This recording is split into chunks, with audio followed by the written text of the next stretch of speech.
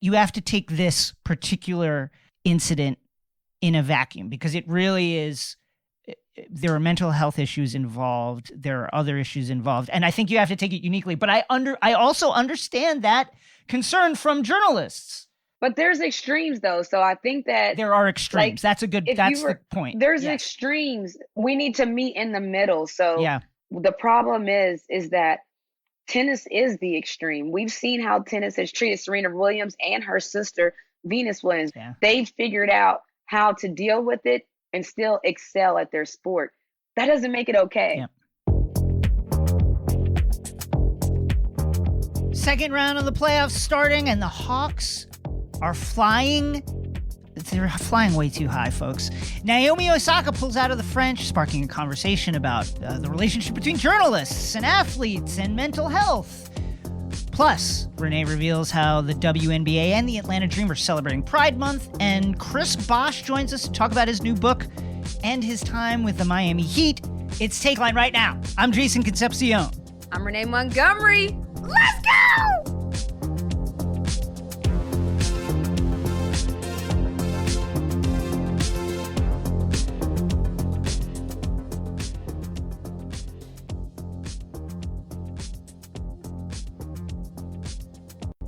Renee, it was a wild sports Sunday, including the Logan Paul Mayweather fight that gave my computer 57 viruses, and the thrilling inaugural final of the CONCACAF Nations League tournament between the U.S. and Mexico. A young U.S. team beat Mexico for the first time in almost 10 years, and it's the first competitive win since the 2017 Gold Cup for the U.S. men's national team that has been disappointing of late. Let me just quickly run down the levels I don't know what's going CONCACAF. On. So CONCACAF is the organizing body that includes North America, the Caribbean, and Central America. So Mexico, the U.S., Canada, Aruba, Panama. And CONCACAF competitive games are always crazy. Like most nations have CONCACAF games in stadiums with like fencing around the pitch because people invade the pitch all the time and throw stuff. That was absolutely the case. First of all, a 3-2 win that included 2 penalties in the final minutes, including a go-ahead goal by U.S. star Christian Pulisic, who plays for Chelsea. Incredible, confidently taken penalty. And then a Mexico penalty off a dicey handball that went to a Mexico penalty that led to a incredible save by substitute goalkeeper Horvath playing in front of his hometown crowd. Like the amount of things that happened. First of all, there were many things thrown on the pitch. Numerous times that led to Giovanni Reyna, American player Giovanni Reyna, son of U.S. legend Claudio Reyna, getting hit in the head by like a full can of Coke and concussed and had to be like walked off the field. It was terrible. And by the way, this is the shit that happens all the time in CONCACAF. The game had to be stopped because of a long-running anti-gay chant by the Mexico fans. There were numerous scuffles. The final VAR review penalty, the Mexico coach went over and like put his arm around the ref as the official is like reviewing the thing. What? You can't touch the ref. You can't touch the ref at all during like a review. Red card, the coach thrown off. It was like so nuts and really exciting because this is a young U.S. team with a lot of talent that is currently playing overseas, including Barcelona player Dest, Weston McKennie, who plays for Juventus in the midfield. Isn't Zach Stefan? Isn't he the goalie? He was the goalie, but they ended up pulling him for Horvath. He was a substitution there. He played well. Like it was a messy. Here's the thing. The other thing is CONCACAF games. You can never really say that anybody played well I guess except for Horvath, who came in and made it a game-saving save. But CONCACAF games are always super physical, really, really messy. And that was the case here. It was just an absolute mess that thankfully the U.S. won, but it could have gone either way. It's really crazy. Just really exciting for anybody that loves U.S. soccer. And it's really crazy because U.S. soccer is coming off of an upset, and so that's, there was a lot of talk when I talked to Zach, not making it was an upset to the U.S. soccer team. So I just like hearing that we're back in the thick of things. And you know what I mean, playing at a high level, because obviously I'm an athlete and I love when we're competing at the highest level. So you got bragging rights. So I didn't know what was going on, but I did see so many clips online about the cans being thrown, and I just saw so many tweets. I'm like, what is going on? I got to talk to Jason. So yeah, and the great thing about it is this U.S. men's national team has a lot of young talent that is making its way in world soccer and is starting to make an impact now in the men's national team. Sergino Dest, who plays for Barcelona. McKinney, as I mentioned, plays for Juventus. Pulisic, who just won the Champions League with Chelsea. It's super, super, super exciting. So incredibly caffeinated, crazy levels of CONCACAF game that I couldn't sleep for 2 hours after it. Just unbelievable stuff. And anybody that watched it felt that level of energy that was basically unsafe. You can't have that much CONCACAF late on a Sunday night before people have to go to work and go to school. So congratulations to the U.S. It was irresponsible. Now let's talk about the playoffs, NBA playoffs. Renee, looks like the Hawks are pretty good. Come on now. Yes. Okay. I've been waiting for this, Jason. Okay. So, we're in the second round of the playoffs. Your Hawks took out my Knicks. And I want to thank the Philadelphia 76ers for going down 20 plus to the Hawks early in the game, because now you see, for everybody who's like, why can't the Knicks, why can't they knock Trae off the ball? Why can't they attack him on defense? Why can't they do this and that? Why? Because he's really, really good, and the Hawks are a dangerous team. Let's talk about it. Hawks 76ers. Let's talk about it, Jason, because here's the thing. The hashtag made before the playoffs was hashtag believe Atlanta. The only reason the hashtag was made is because everyone watching Atlanta on a normal basis knew what we have, saw what we have, watched it on a regular basis. We probably had less than 5 national TV games.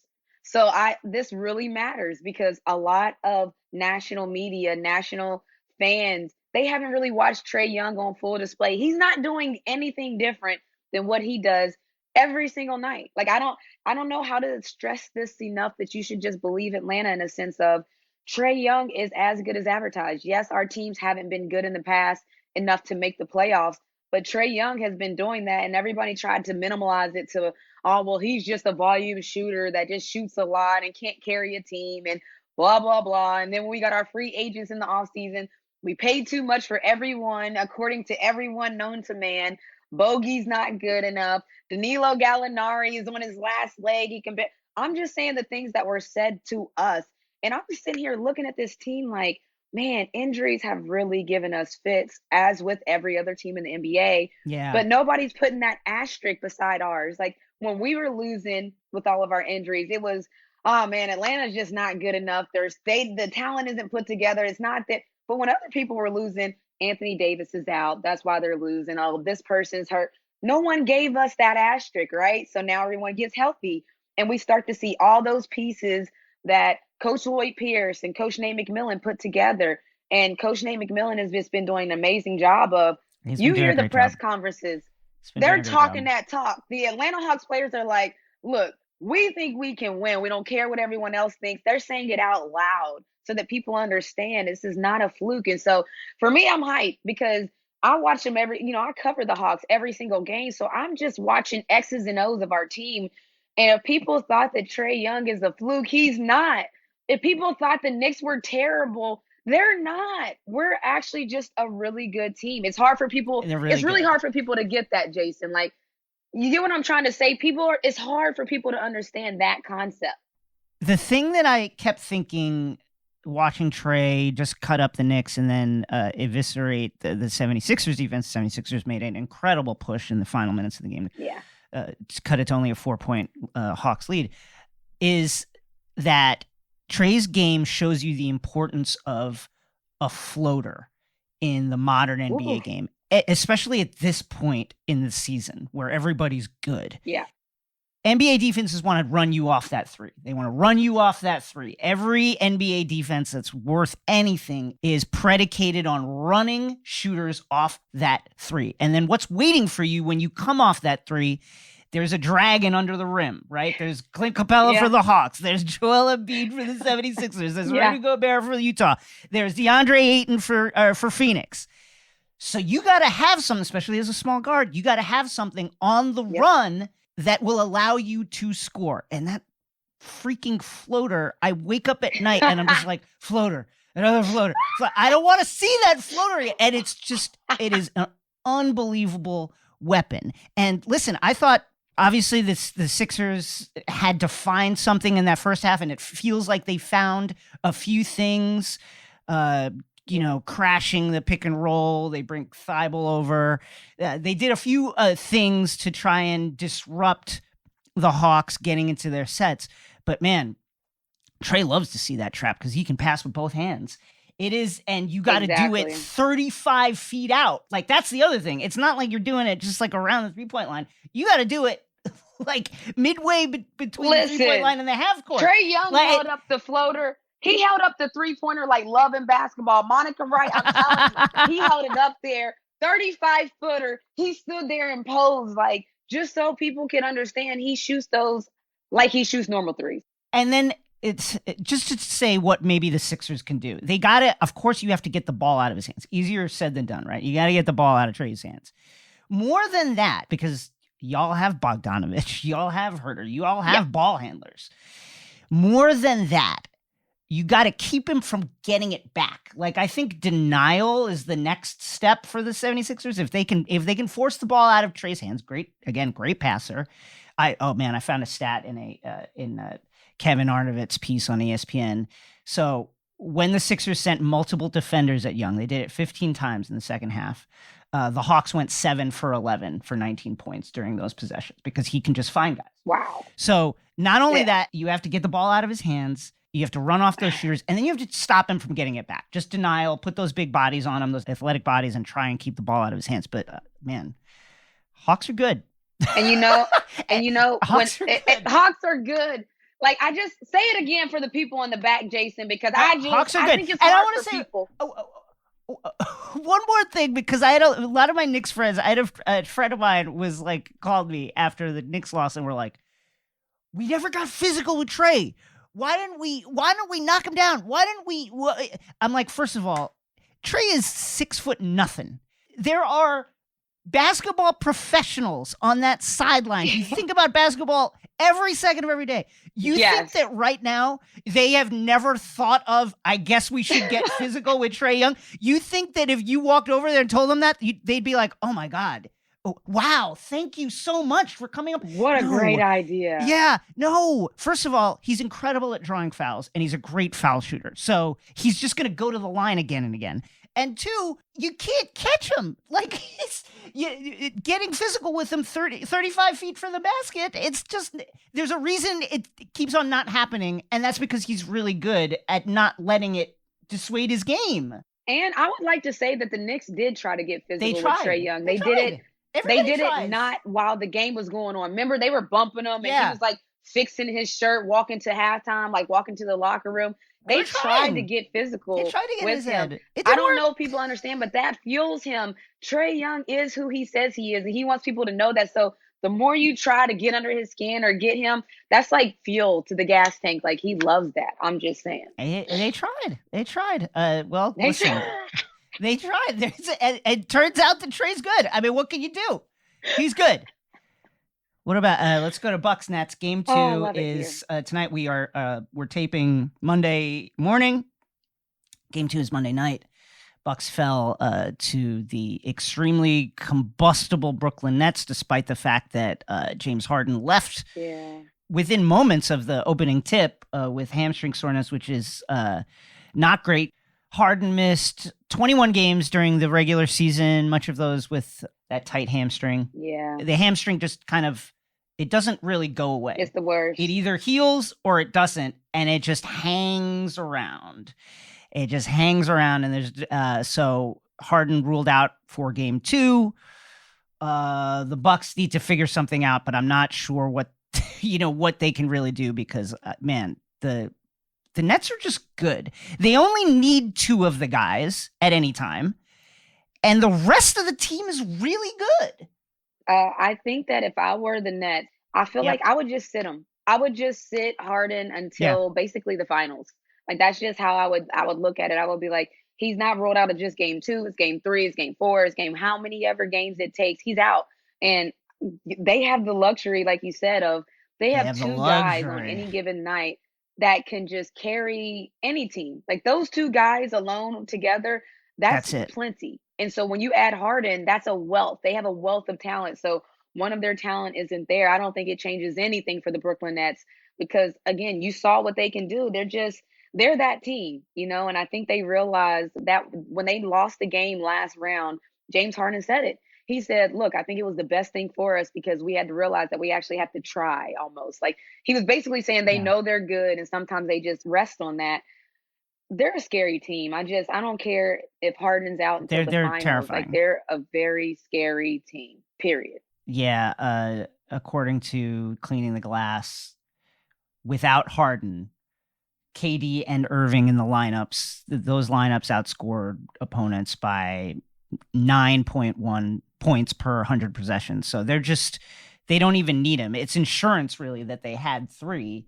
And the rest of the team, Harris, Claxton, they're just good. The rest of the team knows how to play. And they matter too. They matter because when you have superstars, look what we just said about Trae Young. You want to trap. You want to get the ball out of their hands. You want to make them pass it. Well, if you're passing to a Joe Harris who's a sniper, I'm just saying that's just gonna knock it down. It's just deadly. They're role players. It's just deadly. So, I really hope that we make it past the 76ers because I want to see us play them. I want to see what it looks like. Like I want to see up close and personal what it looks like. It's gonna be fireworks. That will be fireworks if that happens. But finish your food, Atlanta Hawks. Don't play with your food. If I'm not one of those people, I said if we make it. I'm not jinxing. I'm not saying. I just said if we make it, I would love to see it. 2 high-powered offenses. That's just fun to watch in general. The fans win, period. Jazz Clippers. Game 1 is Tuesday. Oh, man. I'm excited for this. So the Clippers defeated the Mavericks. And let me just say, first of all, congratulations to all my Clippers friends. I have a lot of friends that are fans of the Clippers. They were in a state of like ice cold panic for the last week and a half. Oh yeah. I don't even know if panic is the word. I think that if there was anything further than that, they were deciding on whether they wanted to switch and be Laker fans. They were so upset about Kawhi. I've seen all the tweets.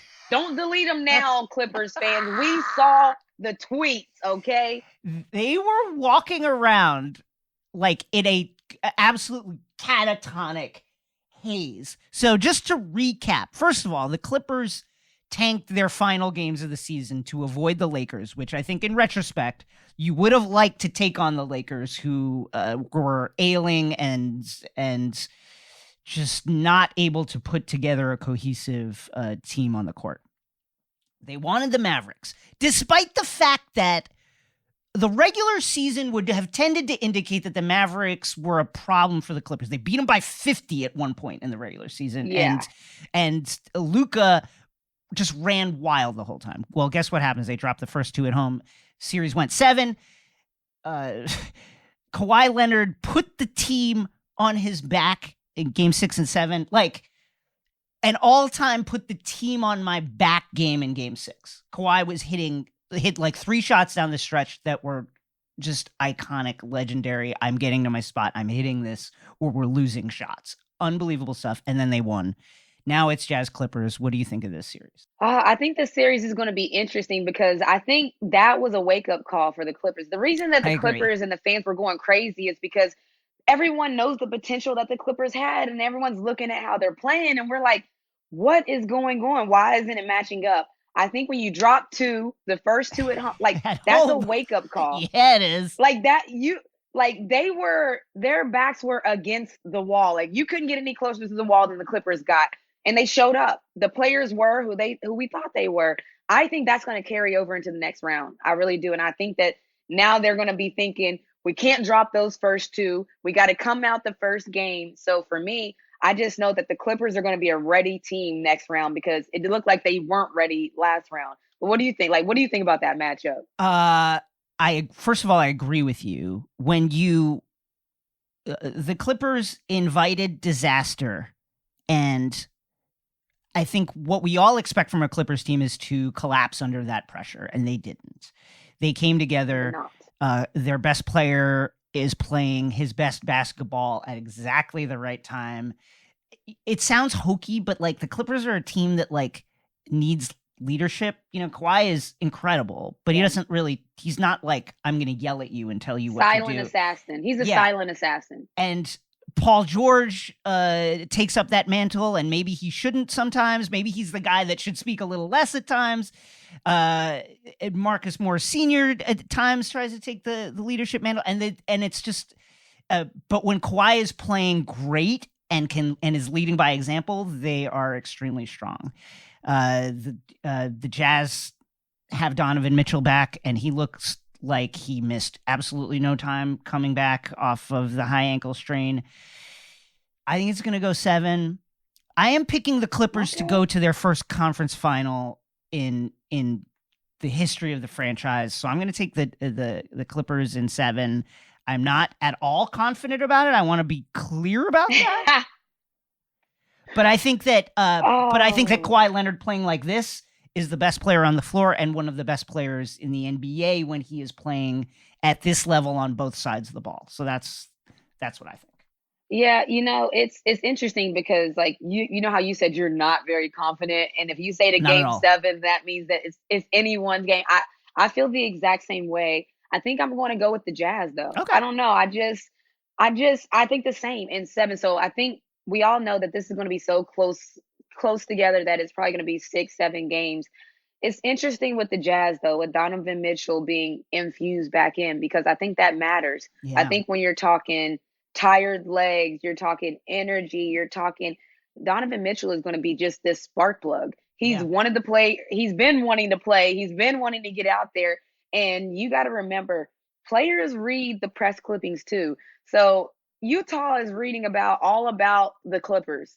No, not a lot of people are talking about Utah because everything is, it's LA. And yes, they get press here and there, but that's been the story. So they want to get the Trae Young package, basically, where you get on the big stage and now your name is everywhere. Everyone's talking about you.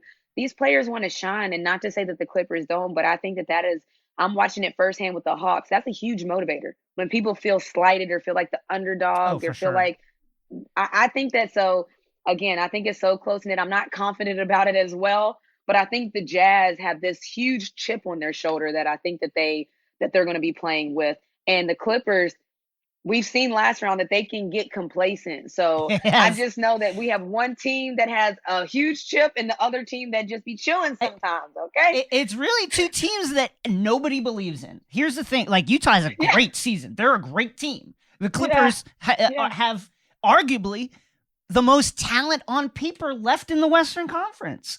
Nobody believes in either team, and nobody should until they see something. So it's going to be a fun series. Nuggets Suns.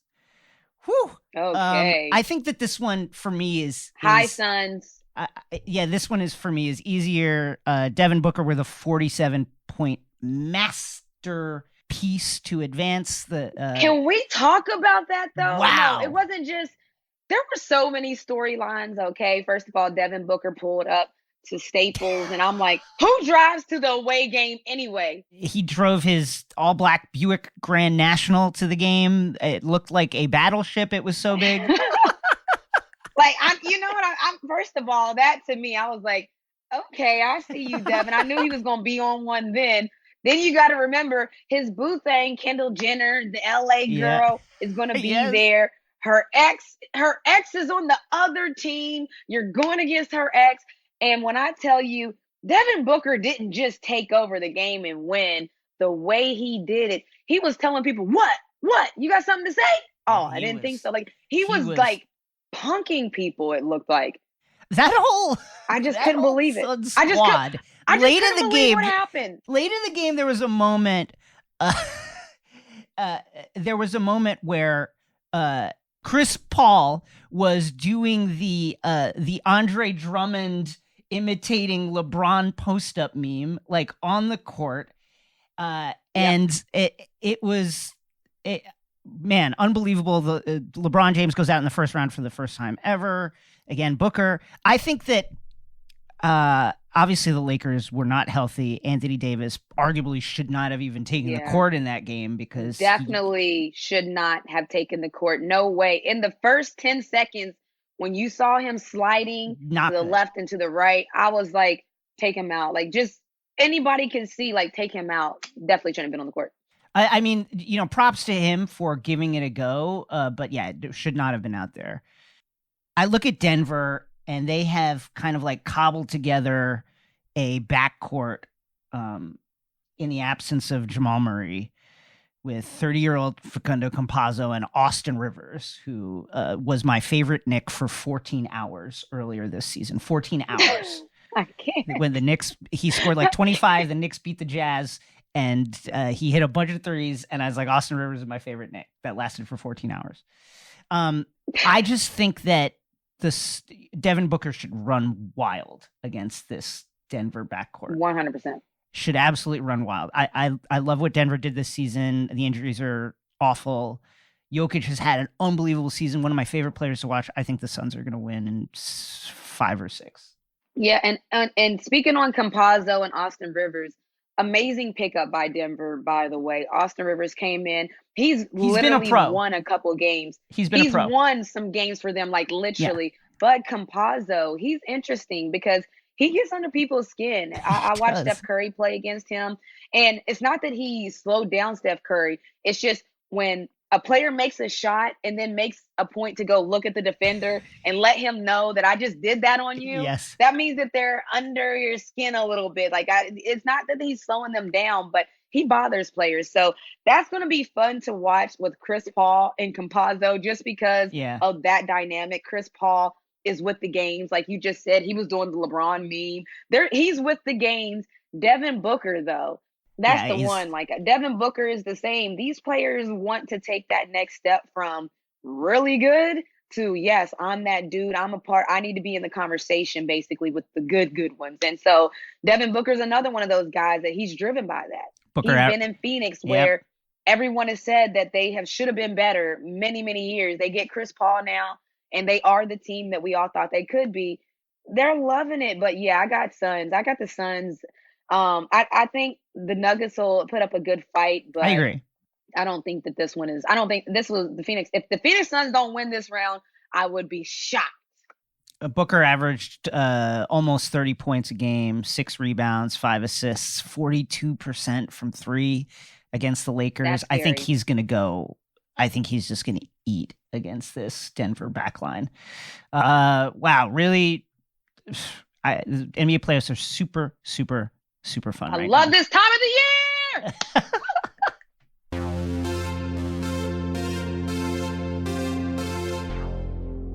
So Lakers out in the first round to the Suns. LeBron James had been 14-0 in the first round. He goes out in the first round for the first time in his career. It's probably his most injury hit season in his career. AD has been bedeviled by injuries throughout the course of his career, and they hit at the worst possible time, and the Lakers are out. This has led to people saying, that bubble season, that bubble finals, the LA won, that bubble championship should come with an asterisk. I don't know what you think, Renee, but let me just say that, 1, of course it should come with an asterisk, and 2, the whole world should come with an asterisk in 2020. The entire globe, everything that happened on Earth in your personal professional life and your personal life. Every business, schools, everything should come with an asterisk, not just the LA Lakers championship, which should come with an asterisk and which should bother nobody, because 2020 was an absolute mess. So what do you mean by that asterisk, though? What do you think the asterisk for the Lakers means? You know, if you had to write the ledger at the bottom, what the asterisk defines it, what do you think it means for the Lakers championship? I think it just means that we need to acknowledge, as we go forward into history, when we talk about that 2020 championship, that it was played under unique circumstances. It was played in a single location, not in front of fans, in a format that was completely new. It was played, the games that followed and the season that followed was played under extremely condensed circumstances. It was played isolated from people's loved ones. It was everything about it. It was played in the midst of a pandemic that took millions of lives globally, hundreds of thousands of lives in this country. And all in all, it was unique. It should be, the context that it took place within should always be mentioned. And people who are trying to say, oh, this is in terms of like LeBron or the Lakers legacy, this matters. It matters, but also it should not be forgotten that the context that took place within is the context that all of us were acting within, and that it was uniquely disruptive and entirely tragic, and that an asterisk does not undercut the importance of that finals.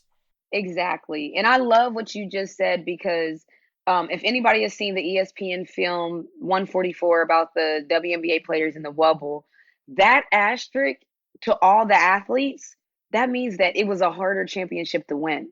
So I think the fans, I'm glad you brought that up, because I think the fans think that the asterisk would mean that it shouldn't count as much as a normal championship. Right. But the asterisk actually means this was probably one of the hardest championships ever in the history of sports to win. Jason just listed about every reason to why it will be hard for an athlete to perform at their highest. It would be hard for an athlete to focus on their sport. It would be hard for an athlete to band together when everything is falling apart on the outside. And so for people that think that that asterisk on the Lakers could mean anything other than, wow, that is the most mentally tough team maybe in the history, I don't know. But that's what I think it should mean, because a lot of people aren't athletes. I get that. So they don't understand how hard it is when you go on the court for 48 minutes in the NBA to lock in on everything that's going on when your whole world could be falling apart. That's how it felt for a lot of people. I mean, just think about if you're at home and you have things going on in your personal life and you have to go to work and perform and act like nothing's wrong. No one cares if something's wrong when you're an athlete. So I wanted people to understand that, to go then into this year. That's a completely different roster, by the way. Danny Green's no longer there. JaVale McGee. And I know a lot of people might say, JaVale McGee. Yeah, he was amazing. Dwight Howard. He was amazing with the Golden State Warriors. He was amazing with the Lakers. Dwight Howard was on that team, no longer there. Very important. That's not the same team. Those are not the same. So that team that was in the bubble in 2020 is not even close to the same team. So a lot of people don't realize that 2020 team is not the same 2021 team. Every player matters. It matters for the chemistry. It matters for how the X's and O's work. It matters for how the plays are run. So I don't know what people are talking about as far as legacy and all this other stuff. What we should be talking about is, wow, here's a guy that for the first time ever has been knocked out of the first round. There's people that barely make it to the playoffs. I just want people to understand there's teams that barely make it, and we're complaining that one got knocked out in the first round for the first time ever. Stop it.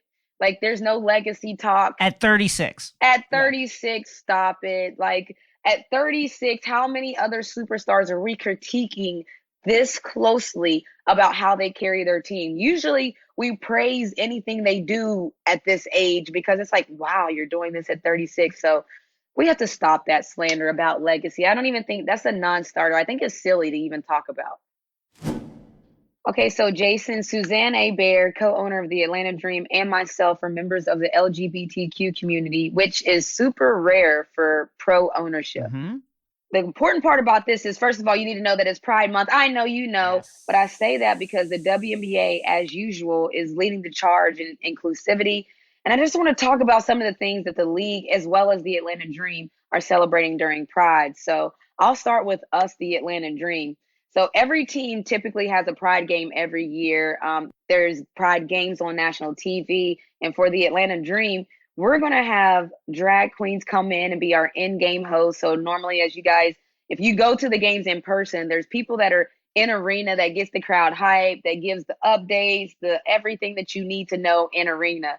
Well, we have normal hosts that do it, but for Pride Game, we're going to have some drag queens come in and turn up one time for the one time.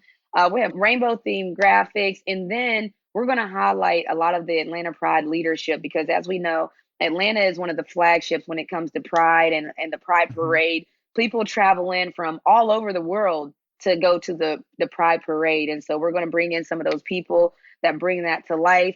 Also, to be noted, there wasn't a Pride Parade last year. We were in a whole pandemic. And so this year, the Pride Parade is coming back. But the WNBA just has been an advocate for support for the LGBTQ community and all of its allies. And so I just love that being a part of progressive leagues. As we see, there's a lot of not progressive leagues around there. And the WNBA, really whether it's social justice, whether it's pride, whatever it is, the WNBA is just always in the forefront. So I just love like what we see. It's not just social justice. It's not just racial inequality, all of those things, but it's just equality. And so, you know, me being a part of the community, a member of the community, it's very rare to have two owners that are a part of the community. So it's June, baby. We here.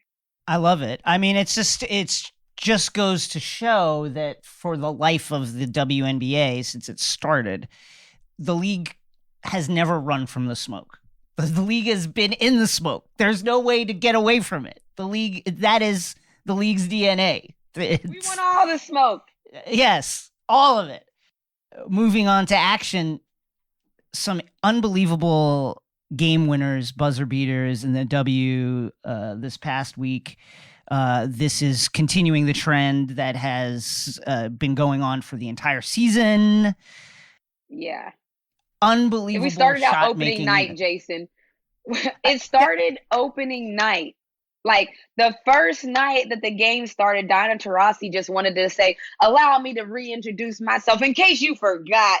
And then Sabrina Ionescu was like, hey, don't forget about me. I got hurt last year early in the season, but I'm still They've here. dropped their last three, but it's okay. They've dropped their last three, but still right there in the standings. It's a long season. It's okay. Great shot by Sabrina. Great shot by Sabrina. You're right. They've dropped some. They're a young team, you know, so they're a young team. They're going to drop some. Young team. Kia Nurse, you know, she's new to the Phoenix Mercury. Woo! She hit almost a half-court game winner. Jewel Lloyd, let me just stop really quick. I don't want to just go past Jewel Lloyd because I think too many media people have been just sliding past what Jewel Lloyd has been doing for the Seattle Storm. It's been incredible. It's been very Mamba-like, and I believe that she's the Gold Mamba, titled herself by Kobe Bryant. She's a gold Mamba, and she has lived up to the hype, like every bit of it. When I talk about ice in her veins, she's hit, I think, 2, maybe 3 buzzer beaters already this season. She's hit one. There was only 0.8 seconds left on the clock. Let me just walk you through this because she said in her press conference that Noelle Quinn, shouts to Noelle Quinn, new head coach for the Seattle Storm. She said, Noelle drew up an amazing play, and I got off a normal shot. Jewel, there was only, and I call her Jewels, just so you guys know, I played with her, so I'm not pronouncing her name wrong on accident. I call her that. She knows that on purpose. She said with 0.8 seconds left, she got off a normal shot. That's not normal to be able to get off a normal shot in 0.8 seconds. So I just wanted to put that out there because she's been playing so good. And then Arike Agumbawale, if you guys haven't seen her in college do her thing, she actually knocked out UConn to win. She's just a gamer. Jewel Lloyd MVP, early MVP. It's way too early, but like MVP candidate? Has to be. We got to talk about it. She has to be early MVP candidate. Benijah Laney has to be up there. Jonquel Jones has to be up there. There's some people that just have to be up there. And I don't know why they're not, but they have to be. And there's just, if people aren't watching the WNBA, I'm telling you, it's crazy. There's the high scoring, there's the buzzer beaters, there's the theatrics, the drama, everything you want in sports. There's all of it. And so, look, obviously I played in the WNBA for 11 years, but what I'm seeing this year, it's never happened. Like this many buzzer beaters, this many games on TV with the hype, with as good as advertised. I just never seen it. So the WNBA is thriving. Like, I'm a fan. I'm talking from a fan perspective at this point. And I'm like, yo, it's lit here.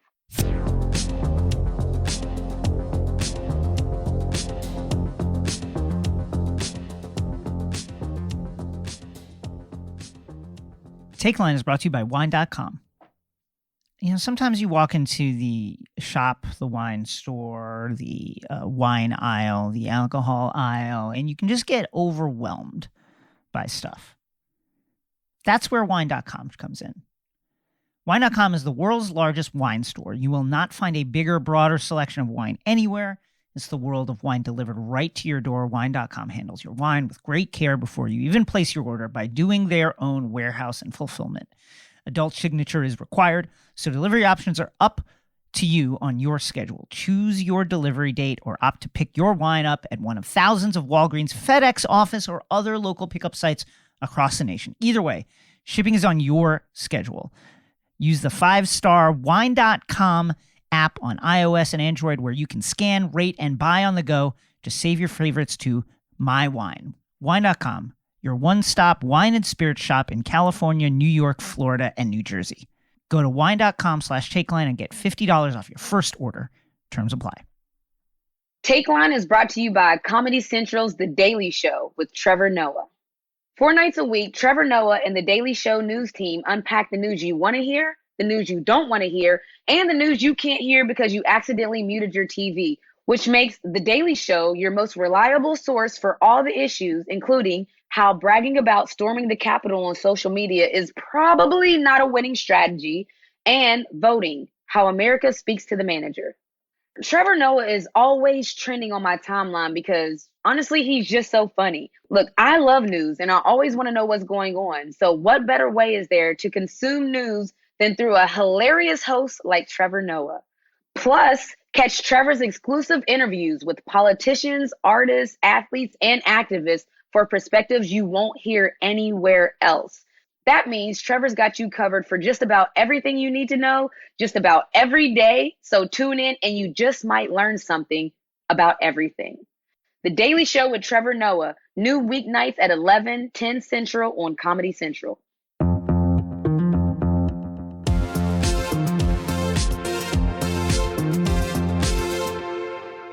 A couple weeks ago, Naomi Osaka announced via social media that she was not going to do any press at the French Open. She cited mental health concerns and some other concerns, and talked about how kind of the aggressiveness of the questions that take place right after games, and noted that she was going to talk to, she was going to do press, but that it was going to be with some reporters that she had a personal relationship with. After that, the French fined her $15,000.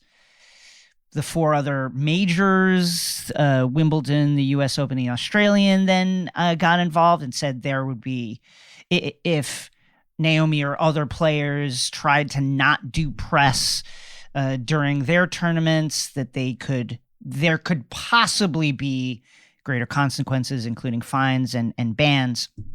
Naomi ended up pulling out of the French, and she just recently pulled out of the Berlin WTA event, which is more of a warm-up tournament for Wimbledon. This whole story has sparked a conversation that is really nuanced and really complicated. It involves mental health. It involves athlete access. Of course, race and gender, because we're talking about world tennis, which is an extremely white sport that has in the past certainly favored the men's game over the women's game. All of that is involved. Renee, what do you think of this situation and the conversations around it? I think that it's time, and we talk about coming off of that 2020 year where we all need an asterisk for 2020. I think that athletes just started to look around. When you're looking around, when you start to do housekeeping, basically, and America had to do some housekeeping last year, there was a lot of stuff wrong in our household. And we realized that things aren't done right in our household. And we realized we want things to be done better. Well, athletes did the same thing when it came to sports, and athletes started to speak out like, well, if we're going to fix some stuff in America, let's fix some stuff in the sports world as well. And you started to see athletes not only just saying that their sports teams need to support them, but they took it a step further in the NBA bubble and said their owners, their management needs to make sure that they're doing things that support social justice. And so that was changing sports. You see it now, even still, in the playoffs, NBA on TNT, they have a Black Lives Matter sign there. That's new. That happened in 2020. But this thing that athletes have dealt with for a long time, it's mental health. Mental health is something that's been just a huge stigma. I remember when Kevin Love came out and talked about his mental health struggles, and it was a shocker. People couldn't believe that an athlete had mental issues to begin with. And so then when Naomi Osaka comes out, and she says it the first time, she says, you know what? Basically, I'm paraphrasing here. She wanted to protect her peace. She just wanted to focus on the sport, and she wanted to win. She wanted to go out there and compete and win. And she felt like she wanted to do everything that would help her be in that mindset. No one really respected when she said that. When I say no one, I mean the directors of the Grand Slams that got themselves together and thought that they would try to threaten this woman into doing media or try to pressure her into doing media. It backfired. Because then she elaborated when she decided to opt out of the tournament. She said, okay, I never wanted to be a distraction, but I struggled with depression in 2018. Now, a lot of people thought that she would have been in 2018. You would have thought she was on top of the world. She had beaten Serena, like one of the best in the game. She talked about she was battling depression then. So then now everybody wants to be understanding. No, believe athletes the first time. She already said she was trying to keep her mind together. But then people didn't want to accept it because they don't want to accept that athletes have the same issues that everyday people have. And so for me, I love it. I think that what she's doing, it was the same as when a Fox News host told LeBron James, one of the most well-known, greatest athletes of all time, to shut up and dribble. That started a whole brand because LeBron is too big to say that to. Naomi Osaka is the same. She's too big for those Grand Slams to think that they could threaten her and make her do something that she doesn't think is good for her mentals. I know that was a tangent, but I feel really strongly about that.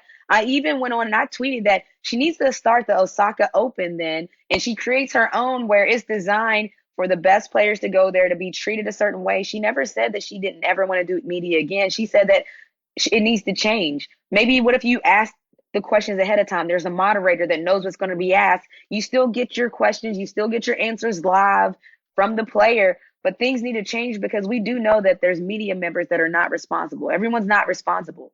Some do things to try to be spicy, rude, get under the player's skin. Yeah. So I just think at this point in time, athletes have had enough when it comes to everything. Naomi Osaka, I am 100% behind anything that she's doing because it's not easy. I'm someone that opted out as well. It's not easy. So I'm behind her. You hit on a lot of points, and I think that there are a lot of things going on with this story, and a lot of them are unique to tennis. You mentioned that there were any number of tweaks to the system that Roland Garros could have made, the French Open could have made, including moderators, etc. But the thing about tennis is it's an individual sport, and the players have so much less leverage than they would in any other kind of sport, a team sport, because the players are just naturally against each other. If Naomi Osaka drops out, if I'm her competitor, I'm thinking good. You know what I mean? Like, even though I might support her, what she's saying. So that structurally is just so hard. And the other thing is tennis, again, it's like 81% white. Most tennis fans are wealthy white people. And I think that they just, it is not surprising to me that the French and that the majors acted like this because they have never been checked. They have never had to answer to criticism or anything, and that the fact that they would respond with this, it seems short-sighted, but it also makes complete sense considering the demo that they deal with. I mean, this is like Rolex is a major, sponsor of these tournaments, of Wimbledon. You look on the sideline, and it's like Rolex. This is the people who watch this tournament are people who are like, I'm going to drop $30,000 on a watch. So it's just a different mindset. And now mental health is just a conversation that I think people in general are not ready to have and don't know how to have. Yep. And don't know how to understand. And I think that's doubly true for sports, where the way we talk about sports is people overcoming adversity and look how strong they were in that situation. And you go to the foul line and people are yelling at you and you hit the ice cold-blooded big shot to overcome that pressure. And I think all that kind of discourse makes it really hard to have a mental health conversation within sports. And I think you're exactly right. It's so brave when Kevin Love talked about it, when Paul George talked about it, when Naomi talked about it.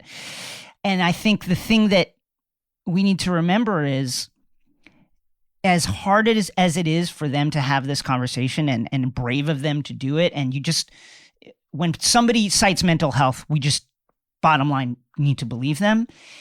It's even harder for regular people at their regular jobs to have that conversation with their bosses, with their management, because there is no spotlight on them. And it is such a misunderstood thing. I think, like, when I was reading her final statement after pulling out, where she was like, I've struggled with depression. And then she goes on to say that she's also an introvert. I kept thinking that people who aren't checked in with mental health, who aren't like up on understanding what it really means to say a person has mental health issues, they'll read that statement and say, oh, you're introverted, just get over it, like you're paid millions of dollars, just like come out of your shell. They can't understand what that really means. To struggle with depression is to have an illness, a chronic illness that you are dealing with. So there's that issue. Then there is the fact that with a lot of these press conferences for tennis tournaments, you're dealing with press that the athlete and the reporter often don't speak the same native language. So you've got a language barrier thing. So is this person being rude, or are they just struggling with whatever language they're trying to ask me a question in? Then you have the racial implications, because again, it's a very white sport, and we've seen the way the sport has treated Serena, who is the greatest winner in the sport's history. What I was going to say. And they feel comfortable treating her in a type of way. You think of the controversy with that happened semi-recently, where Serena was being coached from the stands, a thing that's not allowed, but a thing that also happens all the time, where a coach is giving signals to a player and they never call it.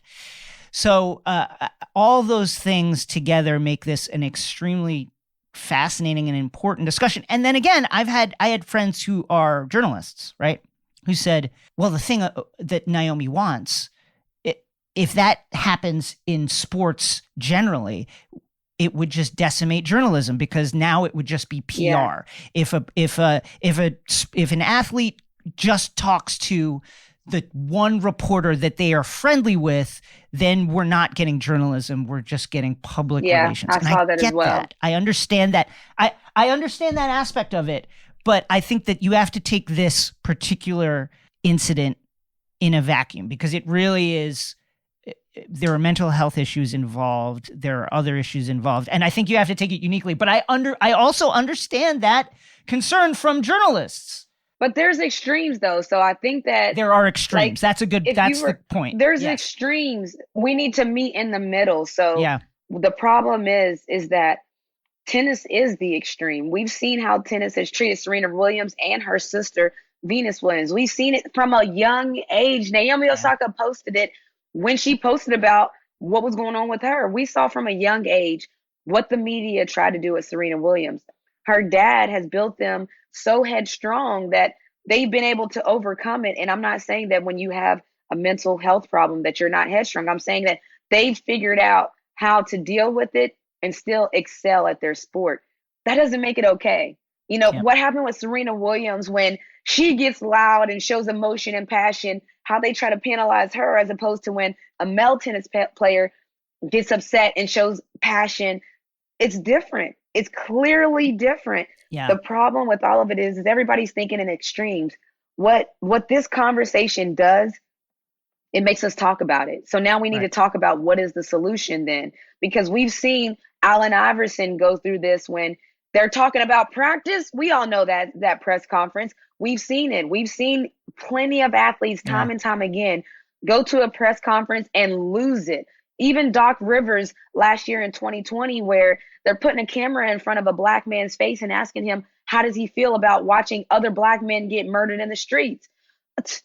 How do you think he feels? He put it so beautifully because he's a coach and he knows how to handle himself in those situations. But how do you think athletes feel? And of course, the context behind that, the famous Allen Iverson practice monologue, is that he had just lost a childhood friend to violence. Like that had happened exactly that day. He had gotten that news. That's important. Yeah. And I forgot to say that part. I forgot that's the mental health part. That's very important, because when you're talking about things going on in your personal life, and you know, and speaking of gun violence, I mean, we just had Gun Violence Awareness Day.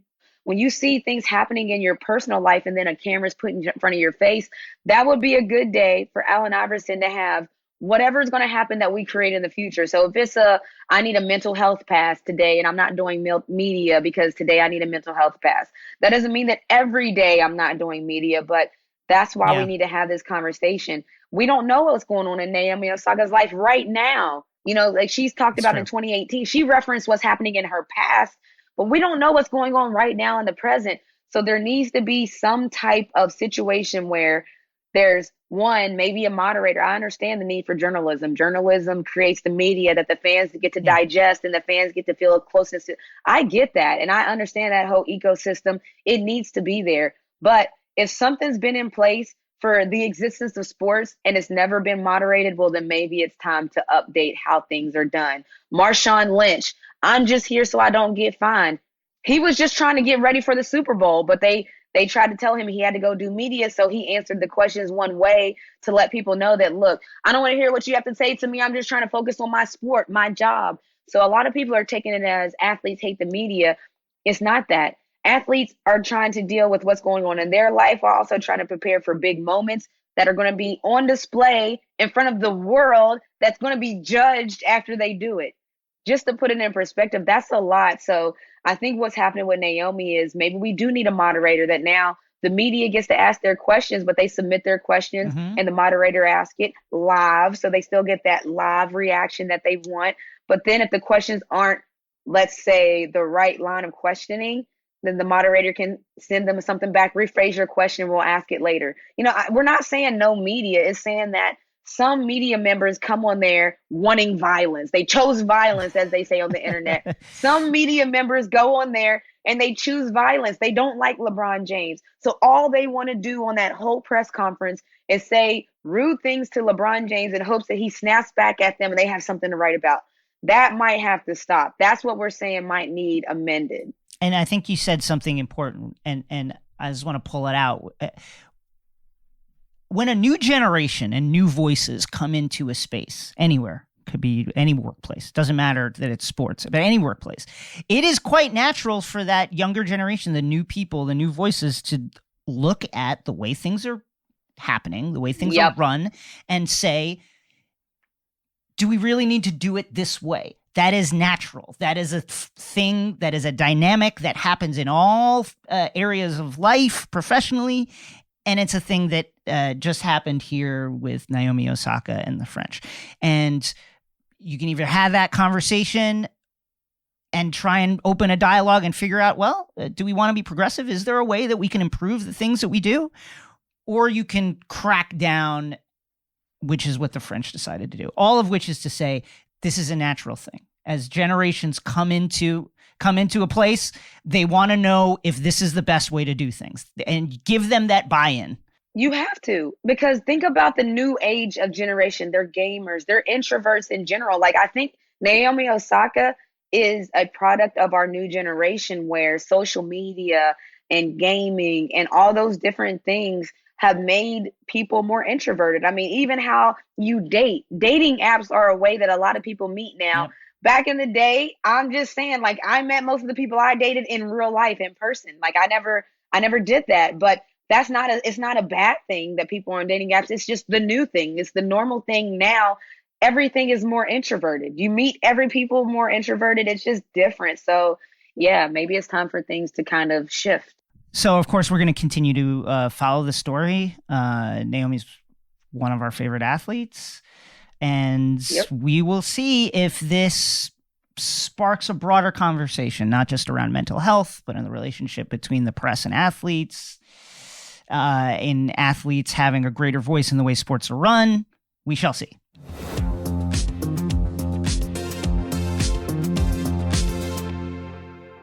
This episode of Takeline is brought to you by Cariuma, the sustainable sneaker brand creating cool, seriously comfortable kicks in a way that's better for you and the planet.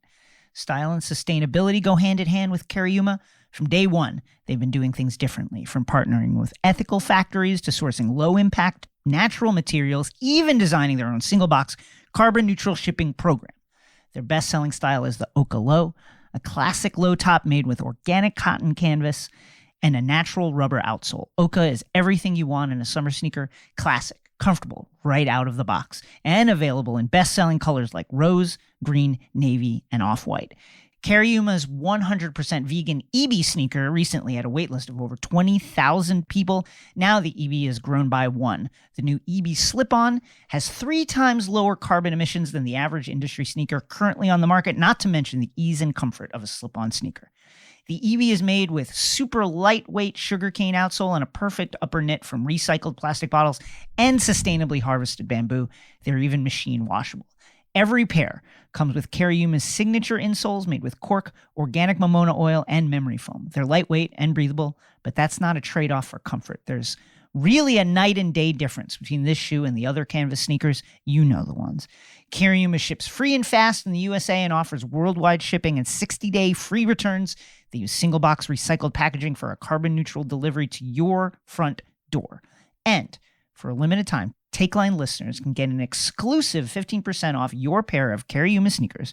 Go to cariuma.com/Takeline to get 15% off. That's cariuma.com/Takeline for 15% off, only for a limited time. Takeline is brought to you by Athletic Greens, the most comprehensive daily nutritional beverage I have ever tried. As y'all know, I'm an athlete that's always on the go. And what I love about Athletic Greens is how much time I save while still getting a healthy dose of vitamins and minerals. With so many stressors in life, it's difficult to maintain effective nutritional habits and give our bodies the nutrients it needs to thrive. Busy schedules, poor sleep, exercise, the environment, stress, or simply not eating enough of the right foods can leave us deficient in key nutrients. This is where Athletic Greens can help. Their daily all-in-one superfood powder is your nutritional essential. It simplifies the logistics of getting optimal nutrition on a daily basis by giving you one thing with all the best things. It also tastes great, which is super hard to find. Take it from me. I've tried so many other health drinks, powders, juices, bars, etc., etc. With as many as 75 vitamins, minerals, and whole food sourced ingredients, you'd be hard-pressed to find a more nutrient-dense formula on the market. Now, there's no need for multiple pills or complex routines. So filling the nutritional gaps in your diet is as easy as one simple scoop.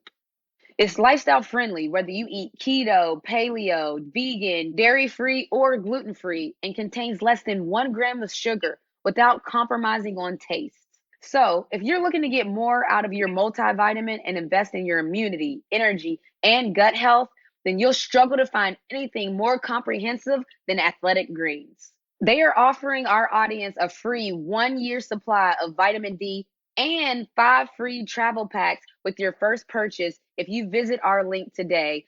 You'll basically never have to buy vitamin D again. Simply visit athleticgreens.com/Takeline and join health experts, athletes, and health-conscious go-getters around the world who make a daily commitment to their health. Again, simply visit athleticgreens.com/takeline and get your free year supply of vitamin D and 5 free travel packs today. Takeline is brought to you by SESH. That's SESH.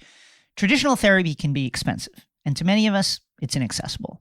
Hundreds of dollars a month to text with a counselor? No thanks. SESH offers a safe space for group support where you can connect with other people in similar situations, all led by expert therapists. SESH is the leading mental health app for accessible group support facilitated by diverse, licensed therapists who are experts in their field. SESH makes it easy to find your community. There are sessions for people of all different backgrounds on topics like living with anxiety or depression, building healthy habits, coping with COVID, managing stress, parenting, relationships, body image, low self-esteem, postpartum, and more. Each sesh is a 60-minute online group support session led by an experienced therapist with a specific specialty, and each session has a maximum of 14 participants. Sesh also offers community-specific support for Black, Latinx, LGBTQIA+, the AAPI community, and more. Sesh is only $60 per month for unlimited group sessions with licensed therapists. Sesh is recommended by top psychologists, therapists, and mental health experts, and it offers a cost-effective way to meet your mental health goals. Oprah Magazine named Sesh a top virtual mental health resource. It was the most affordable option on the list. Each new user receives a free 2-week trial. Take the first step and go to seshtherapy.com today or download the Sesh app in the App Store today. Again, that's seshtherapy.com. Sesh is mental health care made easy, and we thank them for sponsoring this podcast.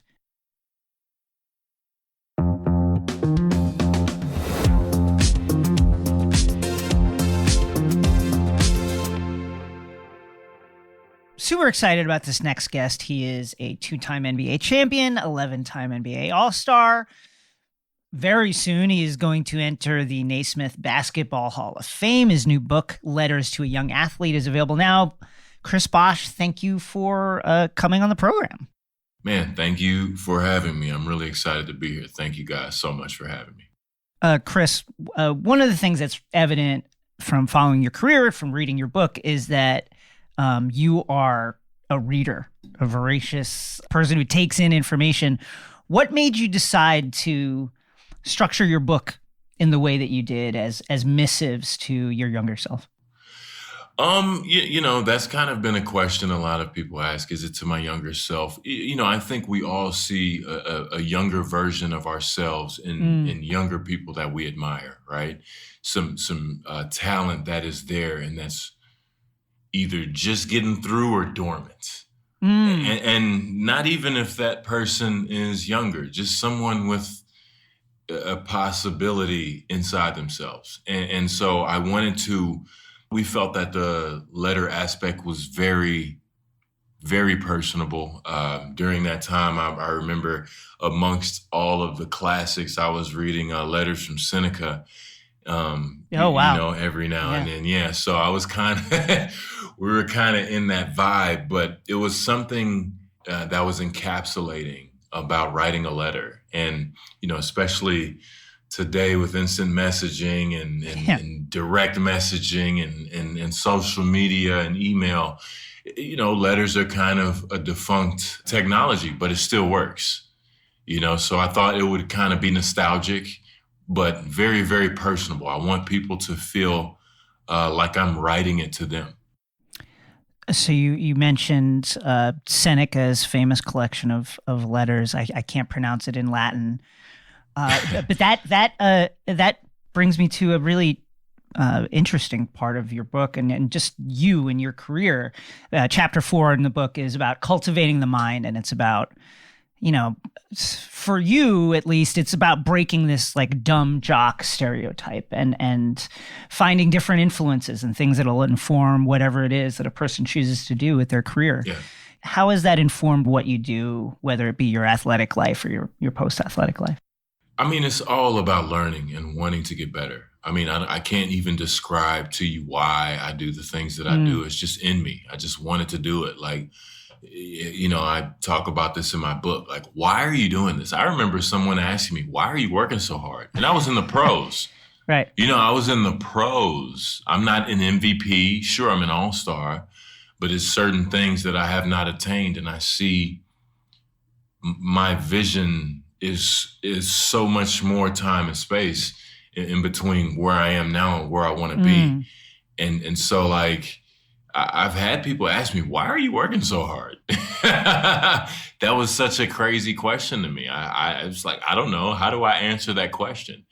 You just do it. And I'm very much in tune with wanting to get people to get that out of themselves as well. What are some of the things that you've read over the years that have just impacted you in some way, awakened something in you, changed the way you think? The Way and the Power. It's a pretty deep one now. I don't even think they print those anymore, but it was this Japanese philosophy book on the samurai, the philosophy of the samurai. That's when I was trying to win championships and like all the way into, the moments, bro. The Obstacle is the Way by Ryan Holiday. That one always stuck with me because, that's just such a great thought, right? Man, the obstacle is the way. I have a lot of obstacles right now and I want to run the other way, but no, I'm going to run toward them. And I'm going to work on myself to get around them or climb them or break through them, whatever I need to do to overcome it, I can. Grit by Angela Duckworth. That's a good one.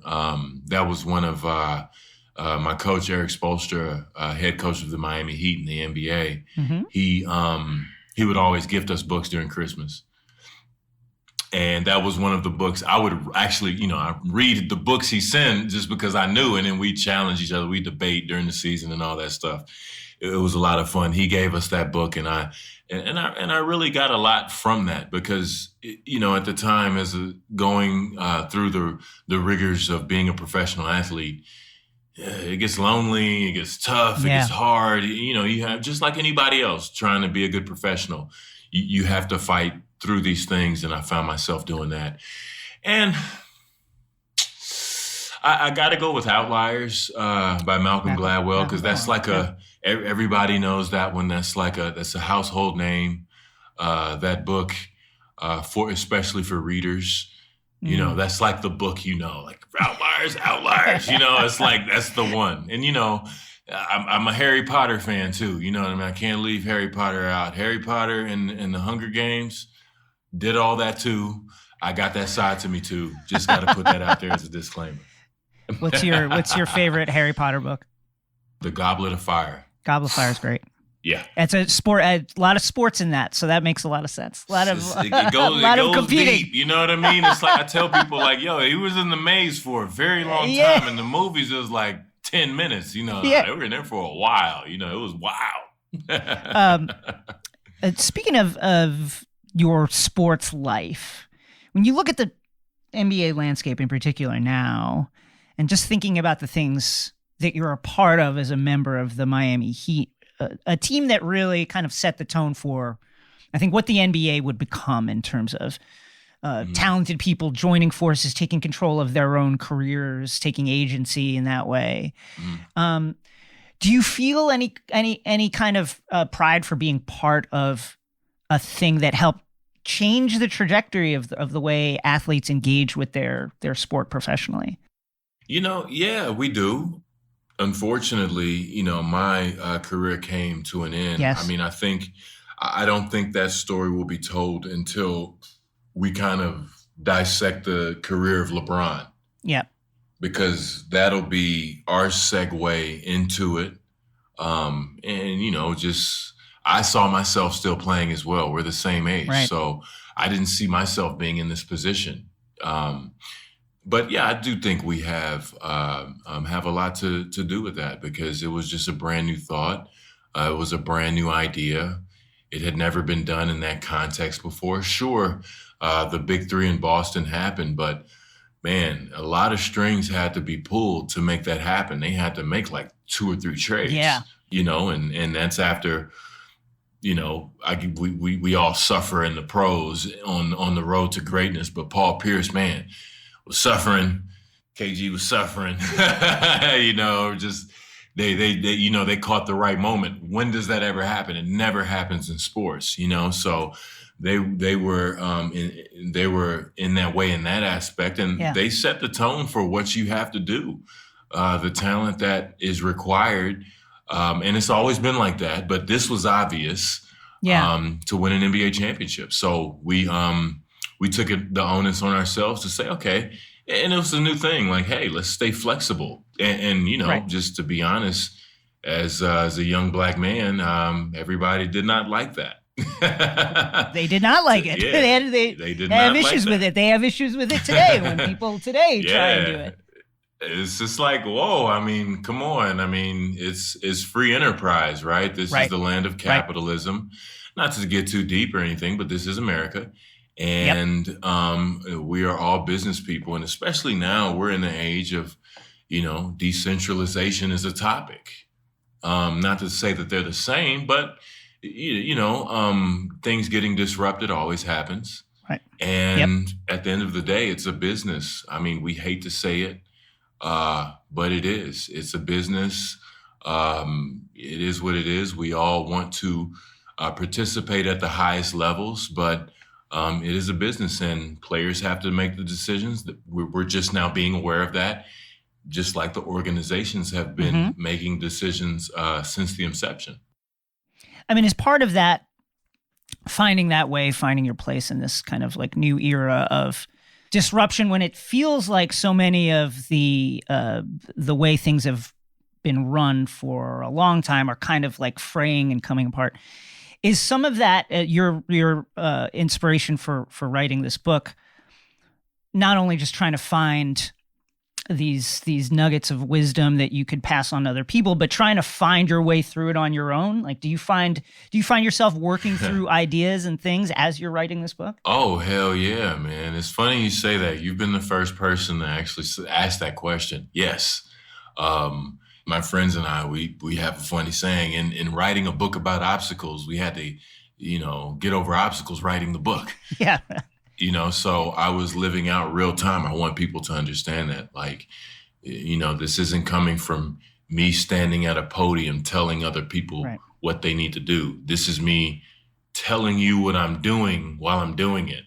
But use the lessons from back in the day and kind of reflect, doing this weird reflection when I didn't want to reflect. Yeah. I thought I would be playing as opposed to reflecting.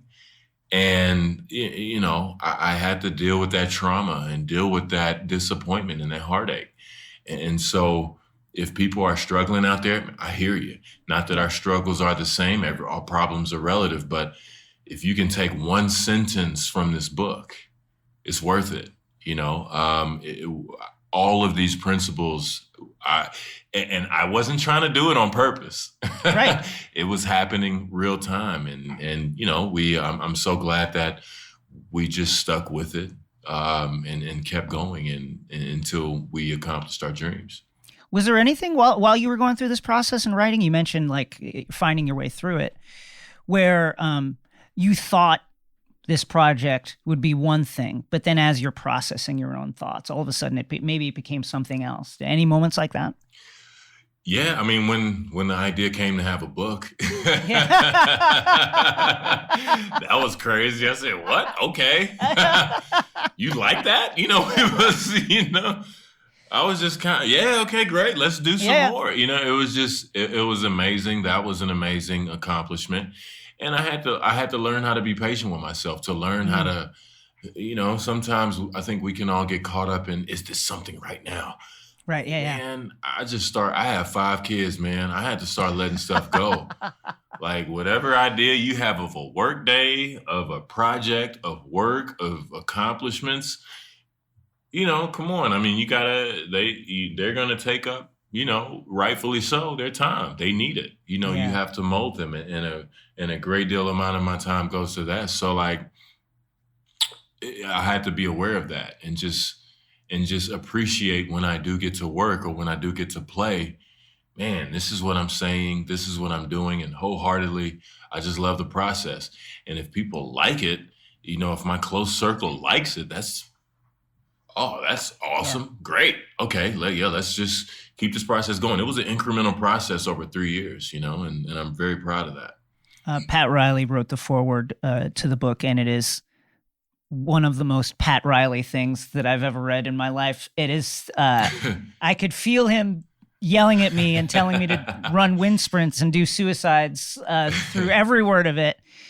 And of course, your time in Miami, there's just so many driven type A, going for greatness personalities around, whether it be LeBron, Wade, Udonis, Coach Spoelstra.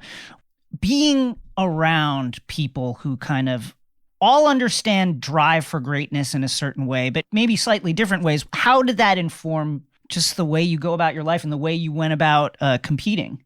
Oh, man. The thing about our situation was you heard LeBron, not one, not two. He was speaking. He put it on. He put the heat on. He was speaking in terms of our intention. That was our intention. We're not here just to win one, man. We're here to win multiple. We know that. We're acknowledging we know that because we know you know.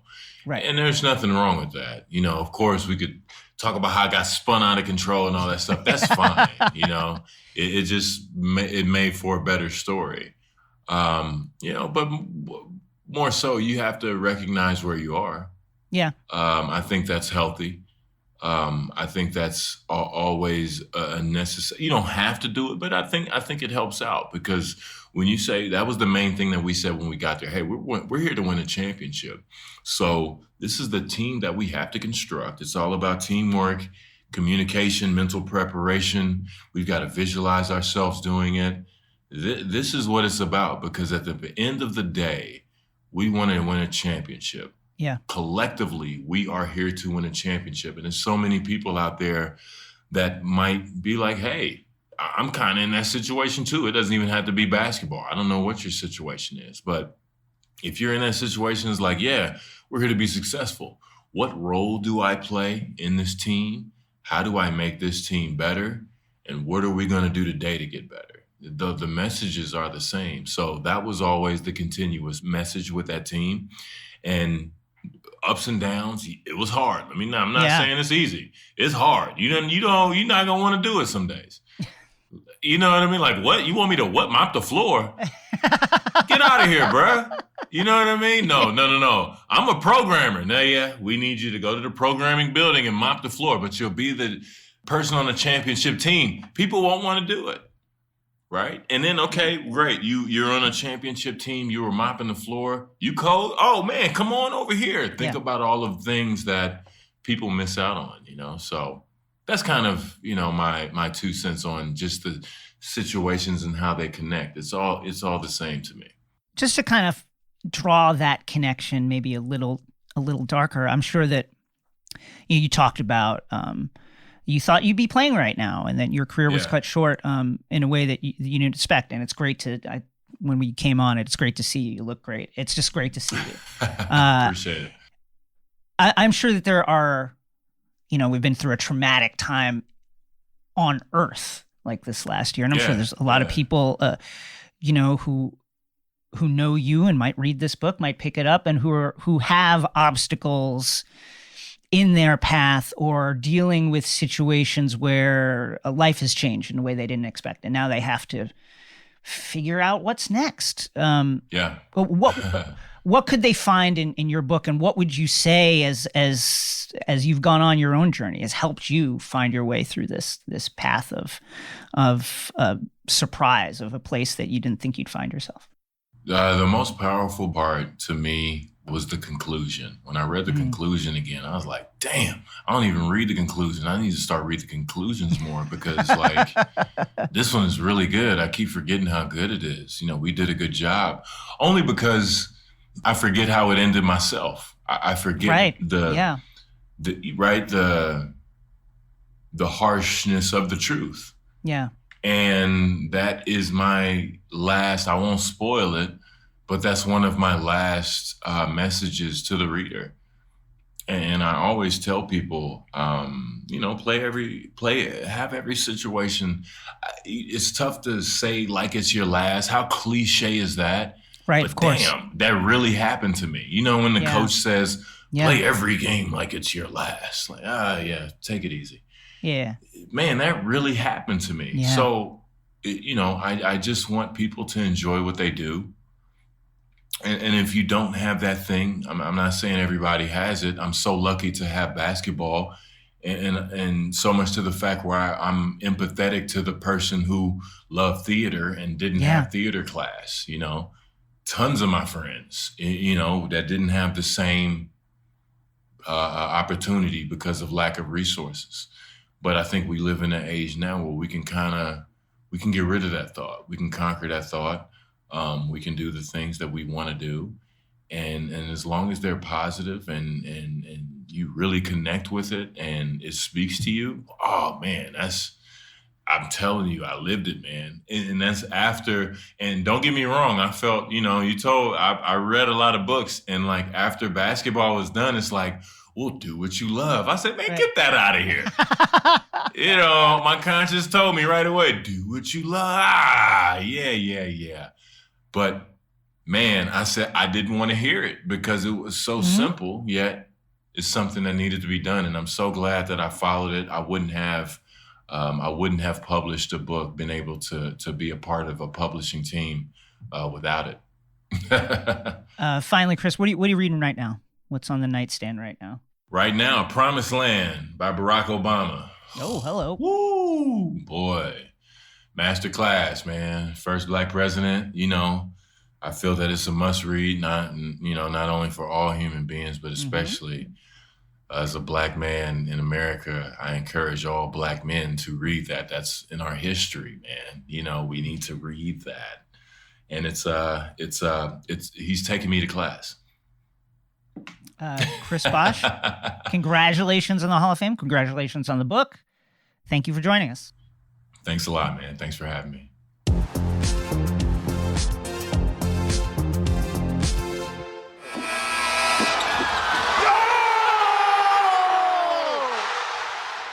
All right, so y'all know what that sound means. It's time for the buzzer beaters, where we talk about the stories we didn't get to cover in the show because of time. Jason, what you got? I got the Knicks season. So listen, the loss to the Hawks, it's been said many a time. The regular season is about your strengths. The Knicks' strengths were Julius Randle, defense, and playing extremely, extremely, extremely hard. And the playoffs are often about a team's weaknesses, and those weaknesses were on display. And I think it was kind of necessary. The Knicks had overachieved over the course of the season. Julius Randle was amazing. I think in addition to the 40% from three, the 6 assists were like a major wow, but also a red flag, because if the Knicks actually had an elite playmaker, Julius Randle would need to average 6 assists a game. And what we saw in the playoffs was that the Knicks desperately need that playmaker. Derrick Rose was their best player for stretches, and he is not a playmaker. He's give me the ball, I'm going to go out there and score, and I'll kick it out as I get to the rim if I see somebody open and I can't get there. And what we learned also is that Julius, he is not used to handling the ball under playoff pressure and finding people. That's just not his game. He did it remarkably well during the regular season, but he couldn't do it during the playoffs, and that's not a knock on him. Knicks need a playmaker, and I think Leon Rose and I think the front office saw that, and hopefully they take the steps to improve the team. But I think overall, a great season that revealed some things about the team that needed to be revealed. I ain't mad at it. I'm so happy they made the playoffs after 8 long years. And it was fun. I'm not going to lie. I'm not going to have the same fun with Philly. There's a different type of energy when you go against the Knicks at Madison Square Garden. We have Jason Concepcion. We have Spike Lee. I'm just telling you, I had a lot of New York Knicks friends. So I just had fun with that. I will say that. You guys, it was fun. I'm glad you mentioned the fans, because I just want to, it was such a point of conversation. Should the fans have done this? Should they have poked the bear with Trey? Listen, Trey is going to be inspired no matter what. But here's the thing about Knicks fans. the team doesn't deserve them. It's time for the team to put together a team that deserves that level of fan engagement and support, and I hope that happens. I see it. I see what you're saying there. Okay. What about you, Renee? Also, for me, I'm in Florida right now. We have a family vacation, so just so people know, when you're an athlete, planning vacation is almost impossible. Now, let me not even just say athlete. Let me say WNBA player. We play 2 seasons every year. The WNBA is in the summer, and then we go play overseas in the off season. Well, sports, as you know, you don't know when you're going to get knocked out. So I've been playing sports my whole life. And so you can't plan a vacation when I get knocked out in the second round, and then I have 2 weeks until I have to report to my next team. That's my normal life. So this is my first family vacation in my adult life since before I went to college. I didn't even go on one in Haas. Thank you. And I love you guys. So I'm still here with Jason because I love Takeline. But I really did finally just decide that I'm going to block off a week in my calendar and spend it with family, because this is the first time we actually got to plan in advance a vacation. So Montgomery family vacation vibes. We are in here. I love it here. That's what's happening. Have a great vacation. Thank you. That's it for us this week. Follow and subscribe to us on Apple Podcasts, Spotify, or wherever you get your podcasts. And don't forget to subscribe to Takeline Show on YouTube for exclusive video clips from this episode, plus my digital series, All Caps NBA, which airs every Friday. Check it out. Like and subscribe. 5-star ratings. We will accept nothing else. See you next week.